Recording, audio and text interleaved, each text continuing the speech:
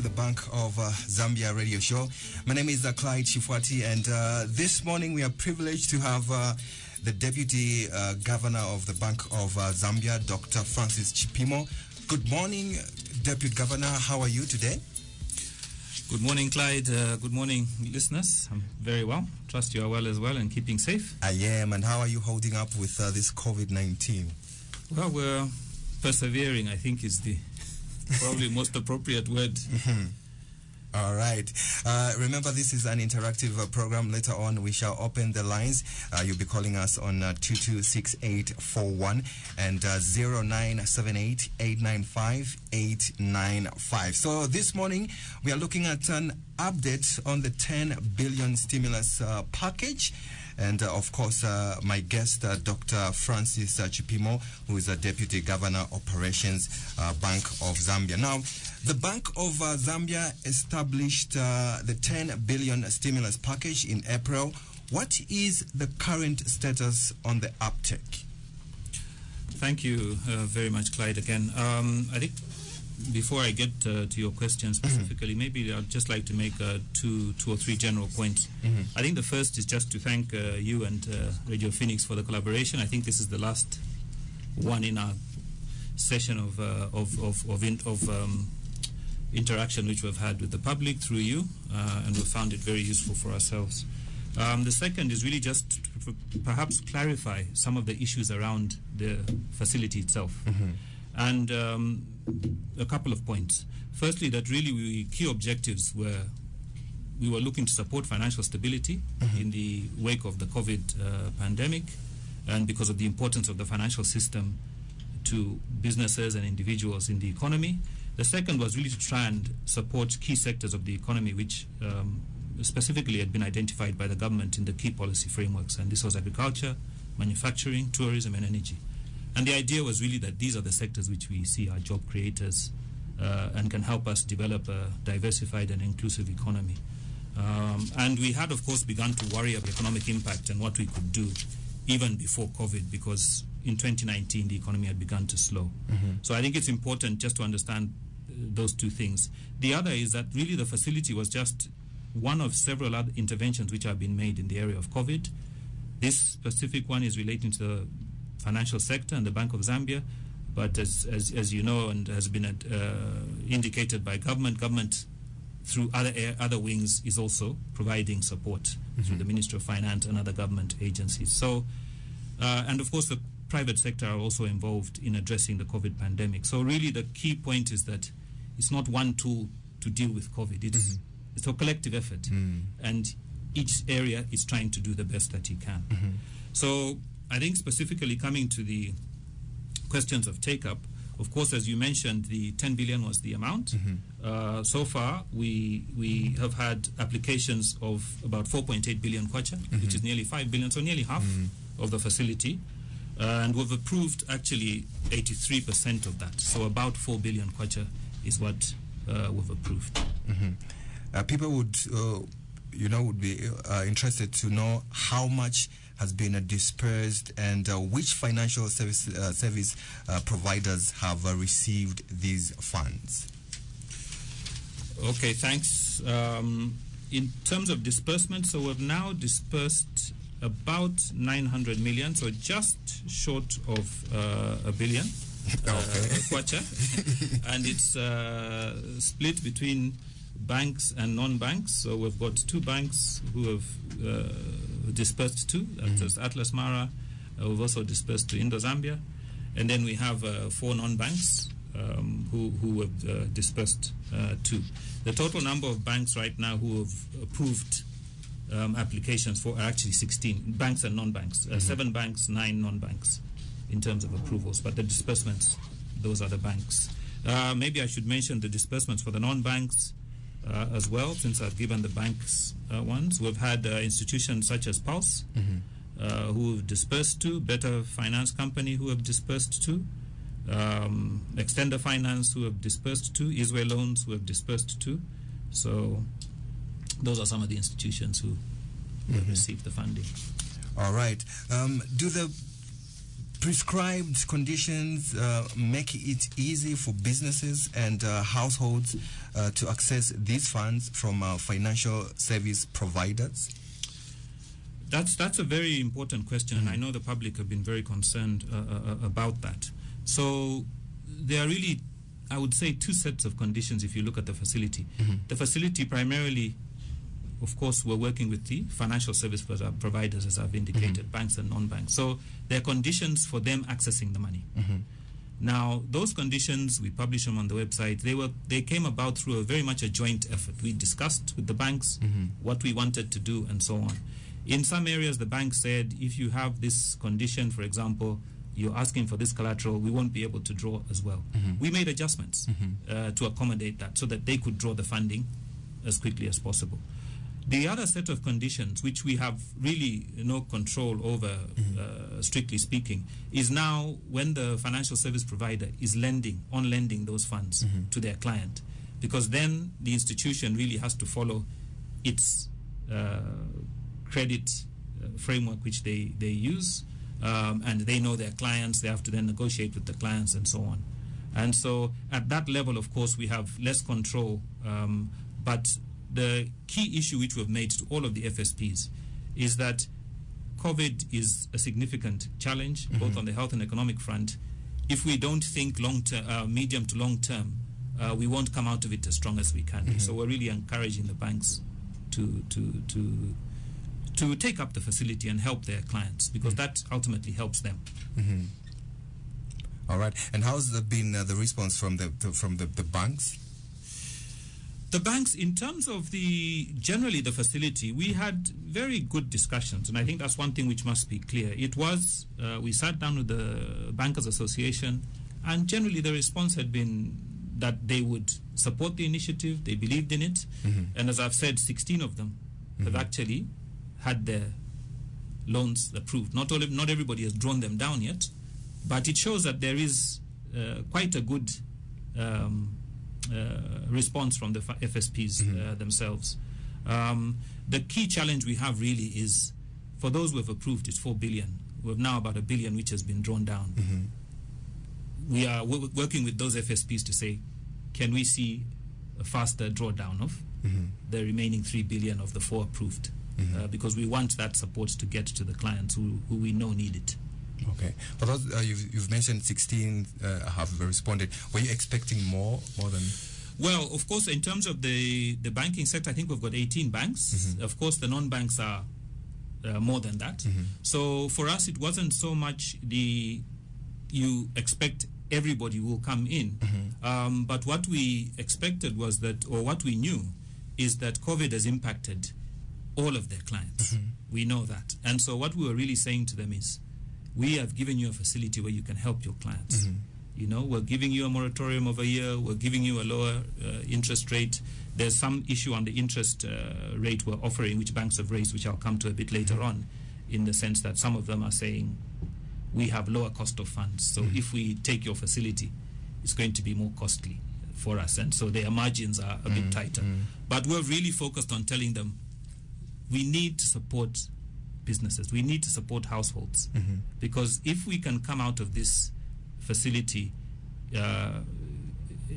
at least with not having a lot of companies fold, we'll be able to recover much more strongly going forward. So how we manage the crisis, how we manage the support, will say a lot about how strongly the economy can recover afterwards. And in that sense, everybody has a responsibility to play. All right. What is the Bank of Zambia doing to ensure that the money borrowed by financial service providers reaches the intended beneficiaries? So again, that's an important point for us. It has in fact been one of the areas which has been given for there being a bit of delay in banks bringing all of their papers to us and drawing down the funds. So we insisted when we were having these discussions with the FSPs, both the banks and the non-banks, that we needed to make sure that the benefits were going to the clients. And the only way we could do that is, one, we had to be quite detailed in what they had to provide us with.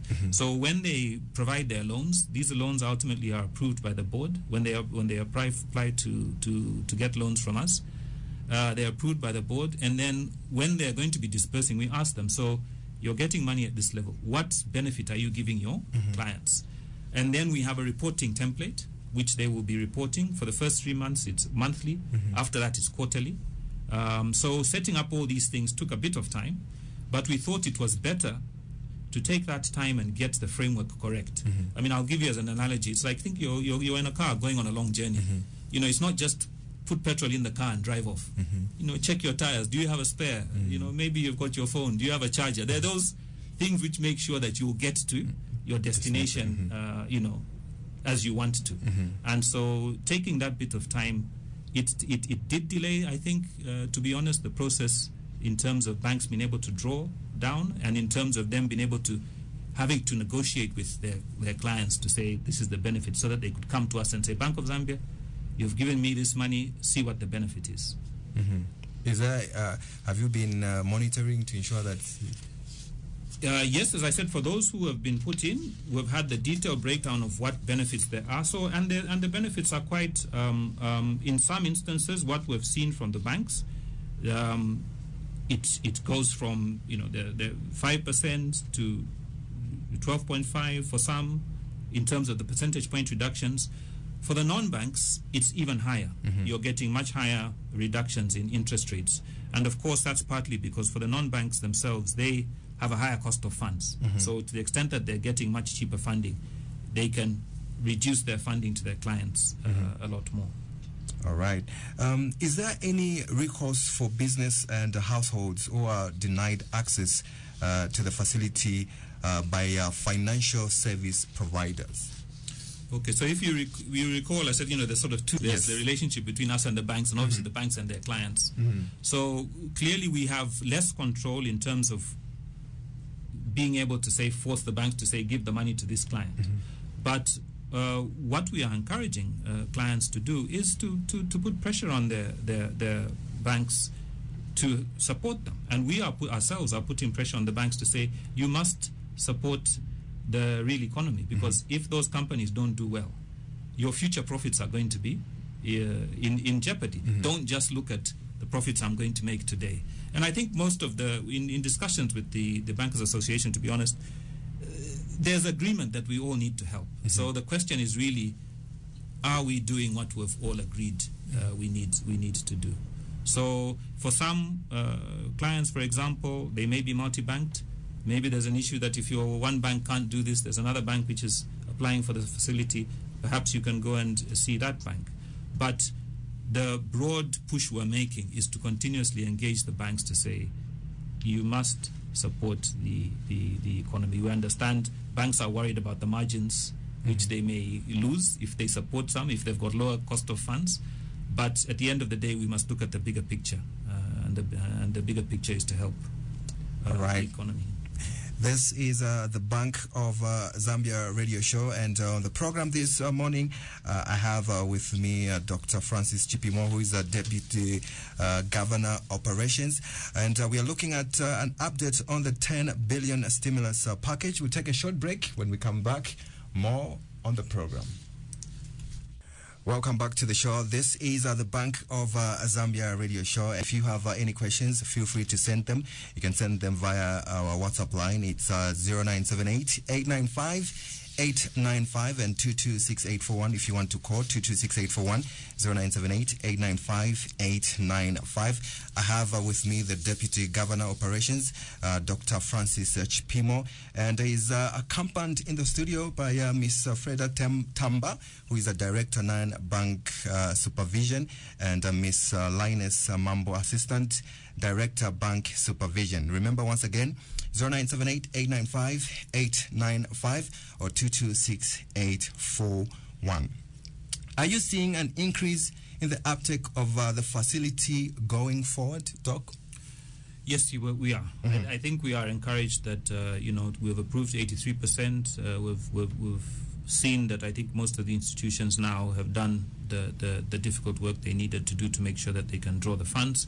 If you look at the institutions who have already drawn, if they complete the allocation, that alone would be another 750 million or so, which is drawn down. And it's important to note that the institutions, so far what we've seen is they're not drawing down everything at once, because in some instances, I think when they have the clients and negotiations complete, they draw down and then they come back.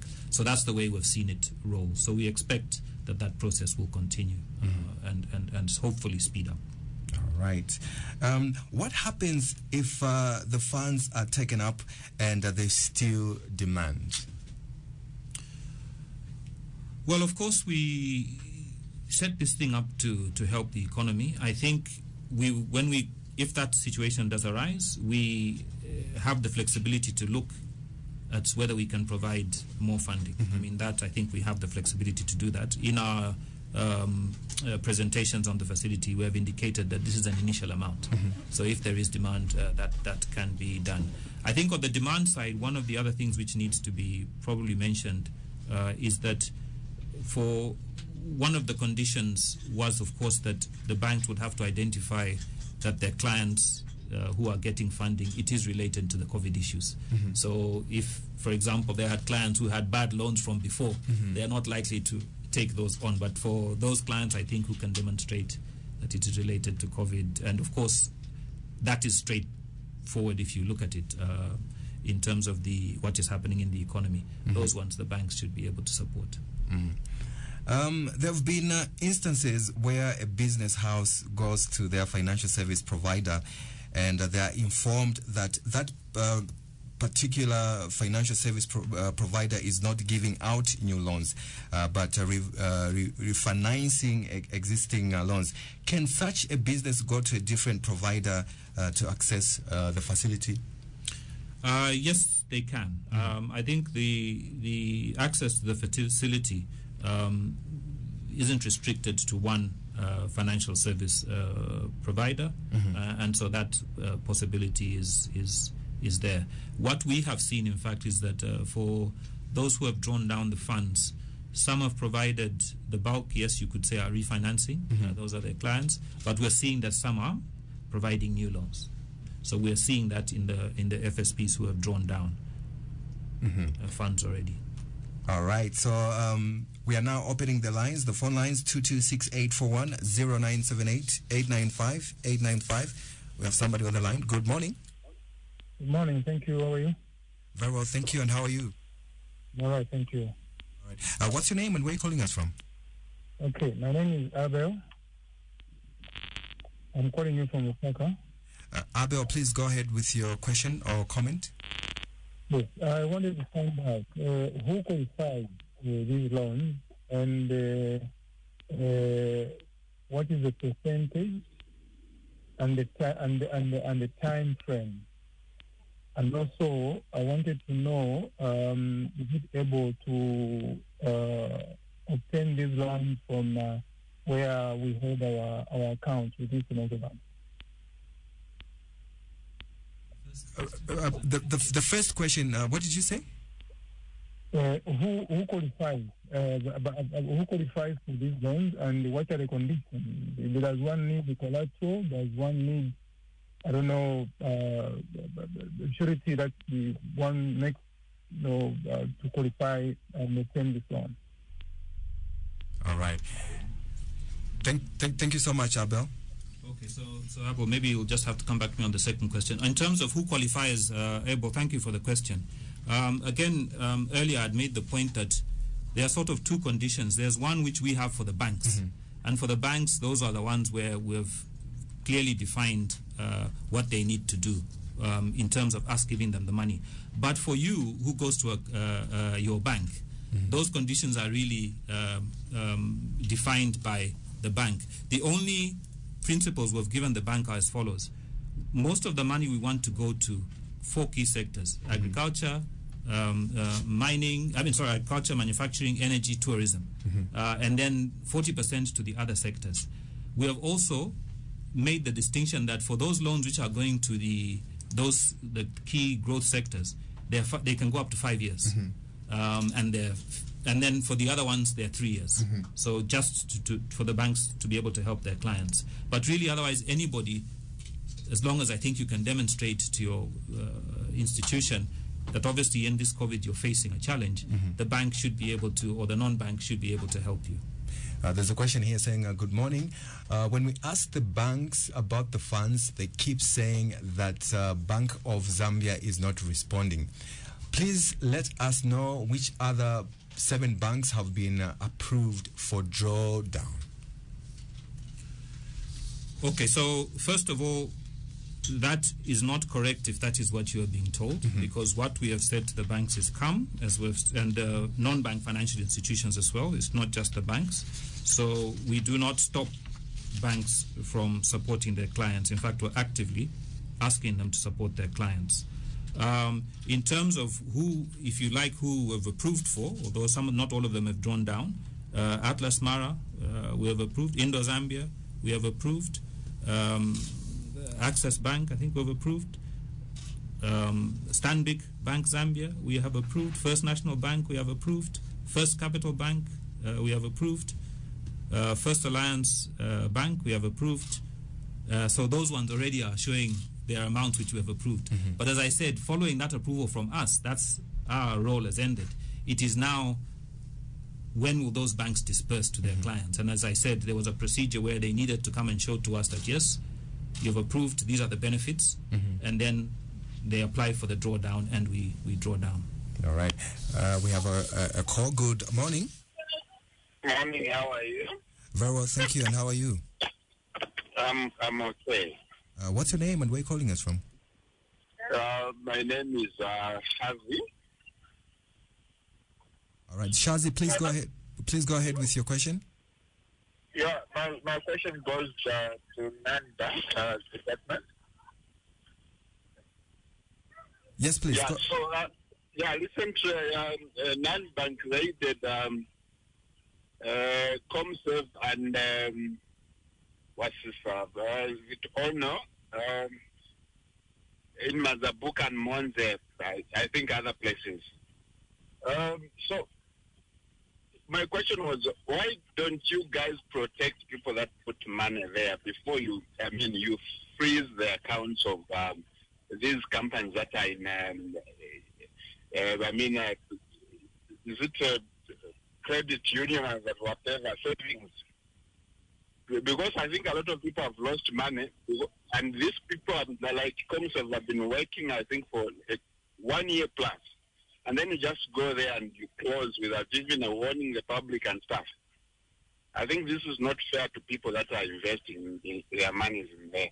And then I come to think of like the way Madam Besnat Manza was explaining, I think the program that you had, I think a month ago, I think those people are safe from looking at what Madam Besnat Manza explained about the way people have to do these things of village banking. I end my question there. Thank you. Thank you so much. Do you have any quick reaction? Okay, yeah. Let me just come in and Frida may add. I think the first thing, specifically with those two institutions, I think they will be, or DEC has issued or will be issuing a statement. That matter is under investigation, so we wouldn't want to say specifically on it. But the broader point which is raised is important, which is that we have been undertaking a lot of financial education programs. Under this same series of programs, you did deal with this idea of these institutions, what is a village bank, what are all these savings groups. And we are trying to increase our sensitization to the public to say, look, you need to understand what are the telltale signs where you can say this product which is being offered is a problem. And and I think the governor in his first statement did also allude to these challenges. When you see some of these products which people are offering, and you must ask yourself, how could they generate this return? We are living in this same economy. I can double your money in a week, in a month. How is that possible? So there are certain telltale issues which we are continuing to sensitize the public on.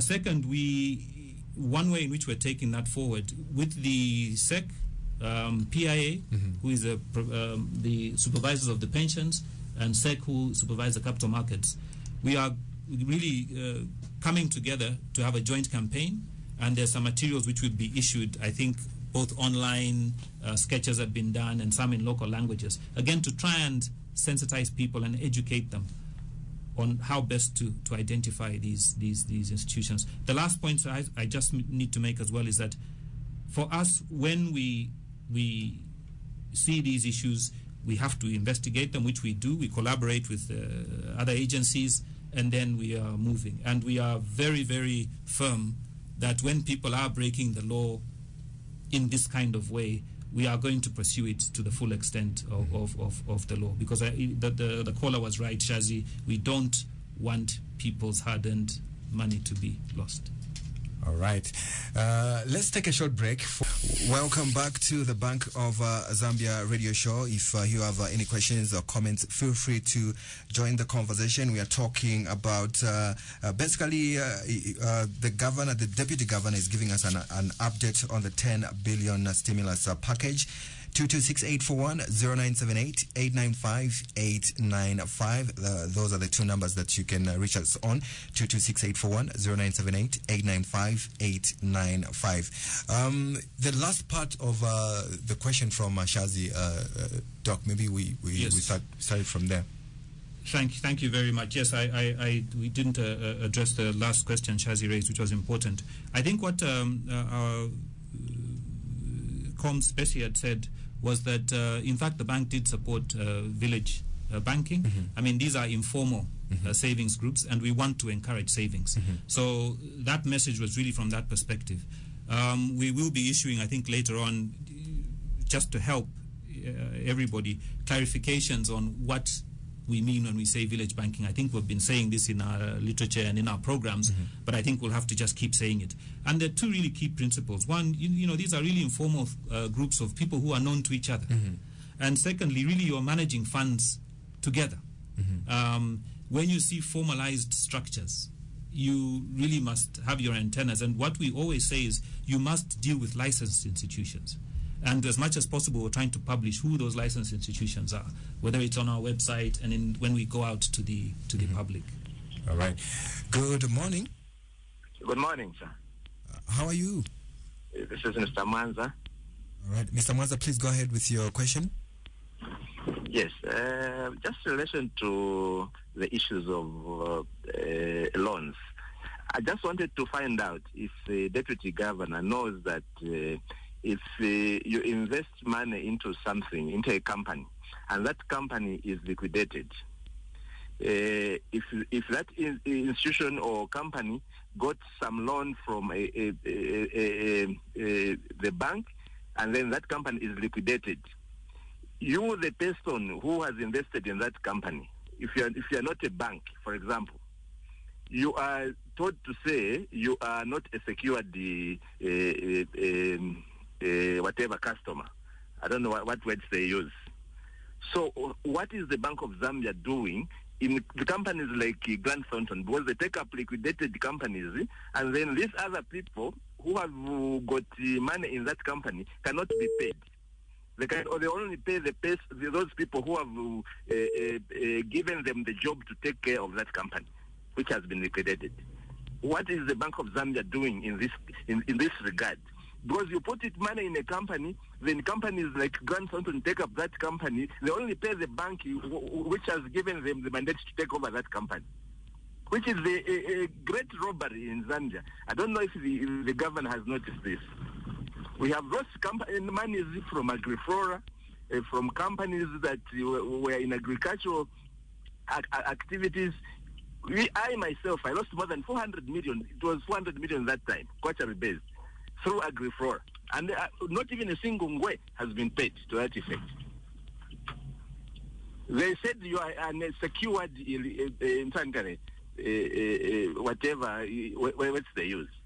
I don't know if he's aware of such scandals in the country. I think we've gotten your question. Thank you so much for your call, Mr. Mwanza.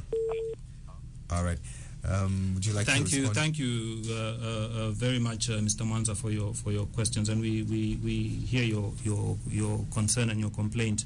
I'll ask Linus just to cover what happens for us when we liquidate or when we are involved in liquidation of institutions under our care. But the important point to note is that really we are following the law as it's laid down. And we are obliged to follow the law as it's laid down. And it has a ranking of the creditors and how they will be paid and so on. So that, but maybe Linus can provide just a bit more detail on from our perspective. Thank you, Governor. Like the Deputy Governor has indicated, the law guides in terms of the liquidation process. Even the ranking of creditors is specific. So even where you appoint a liquidator, in the case, the example that he gave, say, Grant Thornton, they'll follow that priority.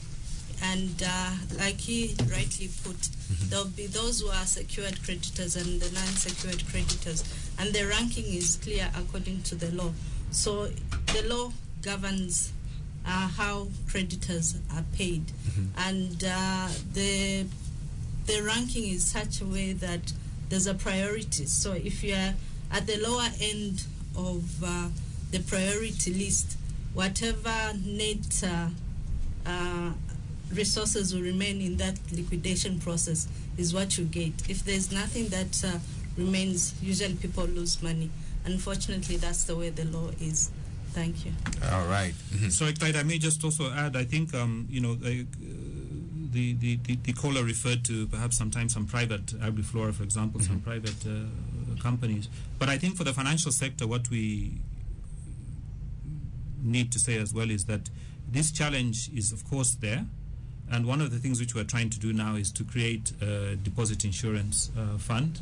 I think we had some initial thoughts of having a separate law around that, but in consultation with the Ministry of Finance, and I think the issue had gone to Cabinet, we are guided as to how better to set up that deposit insurance fund.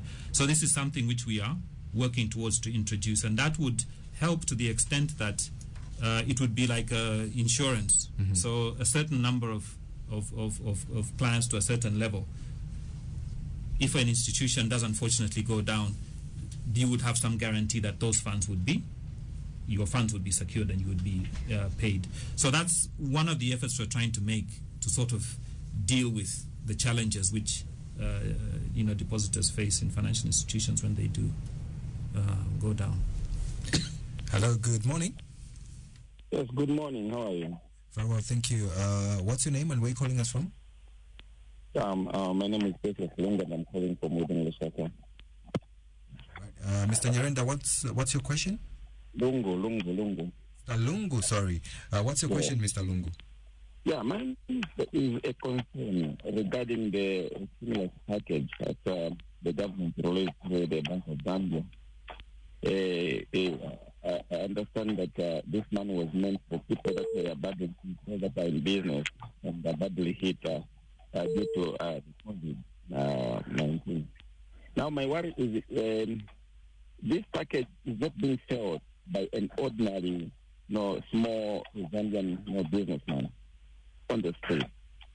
I just want to get a feel from the Bank of Zambia officials there what the government really meant when they say the stimulus package, because I thought it was targeting people like the marketeers, people that are in the streets, people with bars, people with some private schools.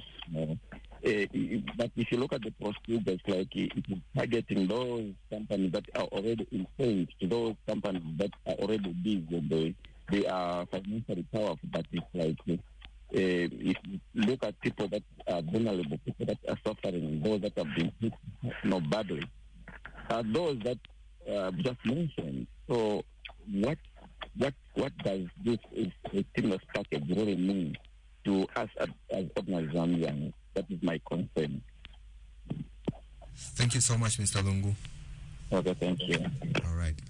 Your quick response. Thank you, Mr. Lungu. I mean, this is, Mr. Lungu, this is a fundamental question which you raise, and it's something which, to fully meet the expectations, will require concerted action by a number of actors. At the beginning, I did mention that the stimulus package, though specifically to the Bank of Zambia one, is one of several interventions which are being done by other government wings, if you like. So the Bank of Zambia for us, yes, it's this which is working through the financial sector. Now, specifically on the Bank of Zambia one, if you look at the non-banks, those who have drawn money, these are institutions which are more typically dealing with the smaller client. So I mentioned places like Pulse and so on. And when we look at some of the disbursements we've made, the indication are that there's something like 9,000 beneficiaries who will benefit from what has been dispersed already. The bulk of this is around individuals and households refinancing the loans which they have. But there are other small companies which we're seeing, whether it's in real estate, tourism, wholesale, and retail. So it's about 9,000. So the method through which it's implemented, of course, matters. And the non-bank financial institutions are probably better placed to reach the people. But it's true that you have to have some relationship to the financial sector to fully benefit. In some instances, people will need help more directly. And these stimulus packages are what you're seeing on the government side in different fora, where some of those, in fact, are not loans. Because it's to be recognized that in some instances, it's really not a loan which people need. They will need perhaps direct cash injection, whether it's through social cash transfer or other mechanisms which the government is pushing to help people. So this is not a tool which can help everybody. For sure, that's the fact which we have to face. But beyond that, we are trying to look at the facility and see how best can we still help reach the SMEs, because we know it's important that we're able to reach them. And so we'll be carrying out a review of the facility to see, are there other more innovative mechanisms we can use to help? All right. Good morning. Yes, it's still Mr. Manza. Good morning. Yes, please go Hello. ahead. Please go ahead, Mr. Manza. Yeah, I heard the criteria the lady there was talking about, but she hasn't answered my question. So it means if you follow the list and then the money is not enough, then you have lost the money. That's what you're saying. Now, what are you doing as a government and advising the government so that people don't lose money in such a manner? Because that is the robbery. And then I want to find out how far you have gone with following up such companies. Because you find that a bank gives a certain organization or company a lot of money, say $1 billion or $1 million, then that company is not worth that much. Then it goes into liquidation, then it says after liquidation they say we want our money. When they knew that that company is not worth that much. What are you doing to curtail these issues? Especially these white-run internal institutions. Those are the people who get such amounts of money and then liquidate the companies, and then the Zambians who have put that money into that company lose that money. Thank you so much, Mr. Mwanza, once again. Would you like to respond, Freda? Or is it... Well, maybe let me just... I think there is perhaps two things we need to distinguish here, Mr. Mwanza. I mean, your point is an important point. When we talk about liquidations, for us, when we deal with those institutions who we supervise, we do these under our act, under our legislation. If I'm hearing correctly, the issues which Mr. Mwanza is raising are for those institutions which are outside of FSPs. And I think these ones are typically is the Corporate Insolvency Act, which is followed. And that is not administered by us, as you see. For our insolvencies, we're very clear. We follow the BF, the Banking and Financial Services Act 2017, and it's very clear how we go about it. But for these other ones, it's the Corporate Insolvency Act. Perhaps there may be a more relevant government agency, perhaps Commerce or so on, who would be able to address those issues. Right. But we accept that there are important issues he's raising. Good morning. How are you? Fine, and you, Radio Phoenix. What's your name and where are you calling us from? My name is Max. I'm calling you in Lusaka, Zambia. Good morning, the guest from the Bank of Zambia. Hello? All right. He's saying good morning. Oh, good morning, good morning. Can I just confirm, was your name Mark? Is it? My name is Mark. Me, I'm a small entrepreneurship. The question I want to find out from you, because the law of the Bank of Zambia is to monitor these lending institutions. But you find that the way my brother has explained that if I have got shares in another company, unfortunately, then that company has gone into liquidation, what guarantee are you giving us to protect as Zambians, as citizens? Because you find that us, as citizens who are losing, than those who are coming, they are getting their things. Then the next question is this. I want to find out the 10 billion which government produced. I know that politicians, they are very good at talking, not to implement what they are talking. Because one time I went to find out from another bank to say, this stimulus which they have given you from the Bank of Zambia, they said, no, it's not you as small businessmen. It's for those who are bigger commercial at a higher rate. So I find it difficult, like us who are running business as a small scale business, how government they are going to help us through the same packages. And the condition they are saying, if you want to qualify for that, maybe you might be a deposit from that commercial bank. Does it help us, or just a pronouncement? What is your take, sir? Thank you very much. Thank you so much, Mark. Thank you.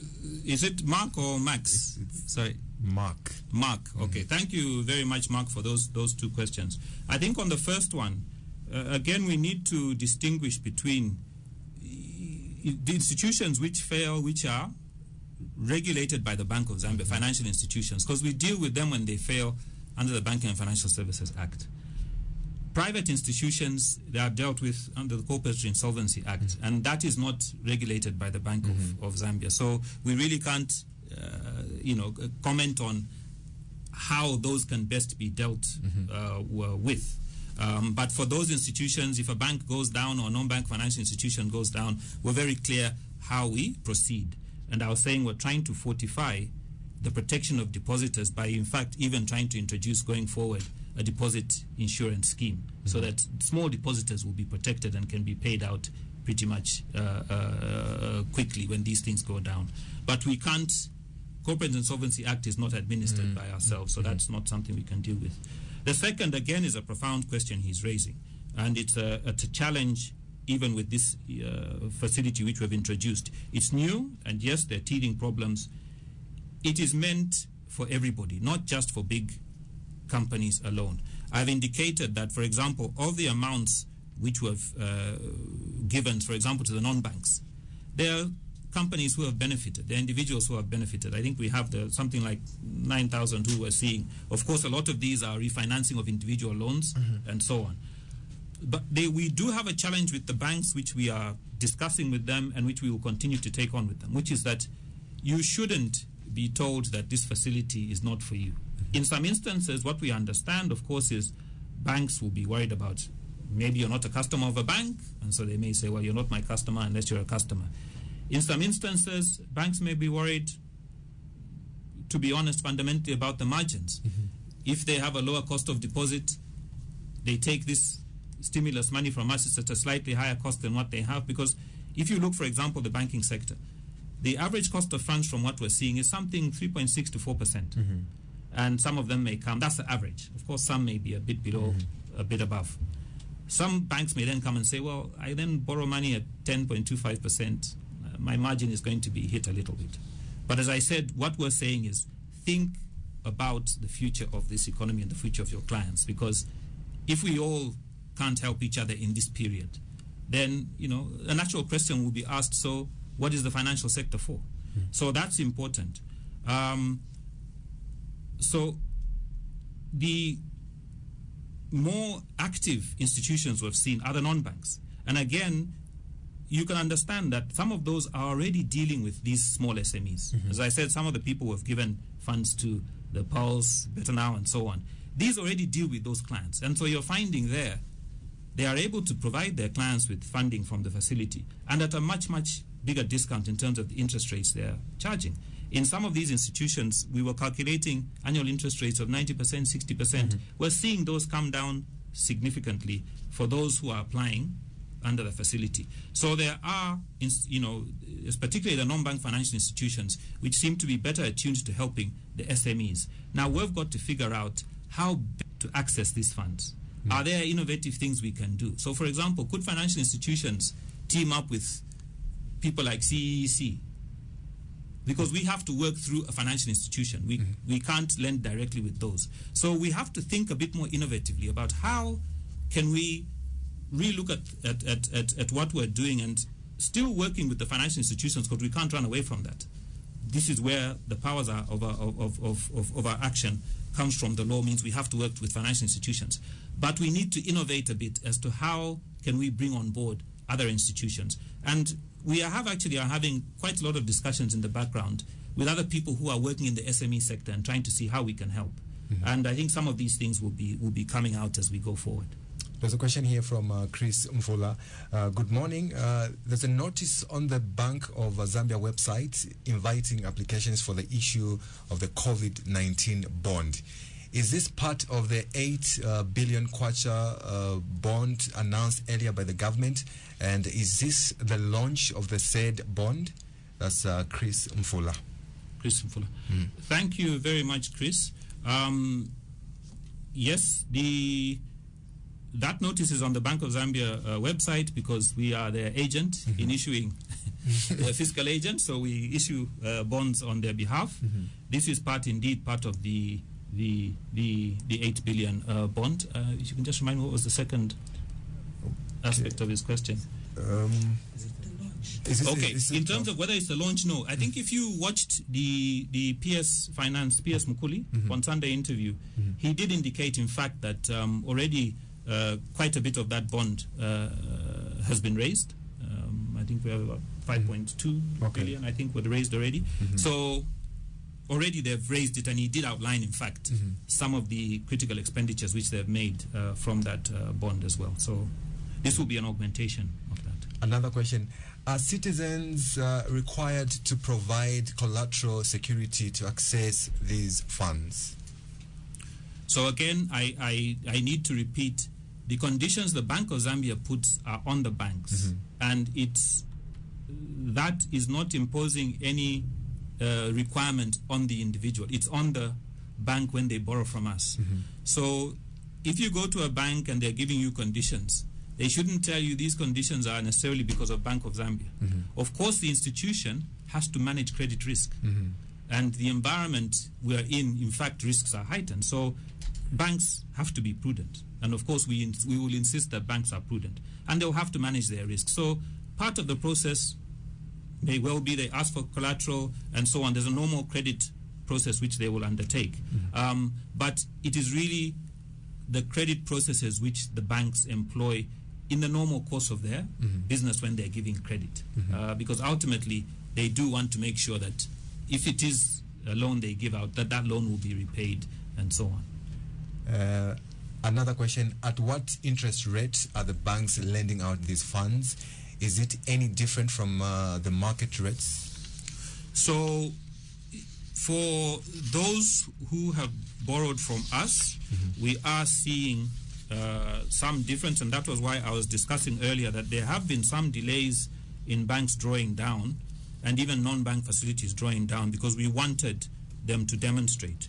For some of the ones who have drawn down from us, we are looking at some of them, for example, I don't want to name the individual institutions, but for example, some of them have had interest rate reductions of 11% to 14%, others around 10%.